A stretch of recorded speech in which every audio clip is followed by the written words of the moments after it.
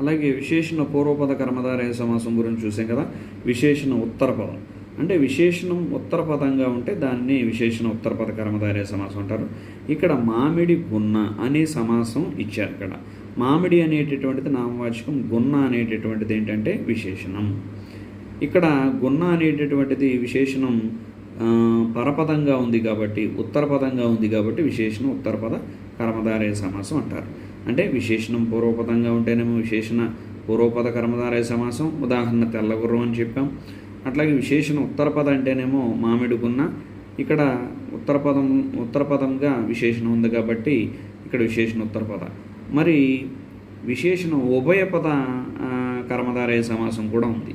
అంటే విశేషణ ఉభయ పదం అంటే ఏంటంటే శీతోష్ణము అన్నాడు అనుకోండి, శీతలమైనది ఉష్ణమైనది, అర్థమైందండి. మృదు మధురము, మృదువైనది మధురమైనది, ఇది విశేషణ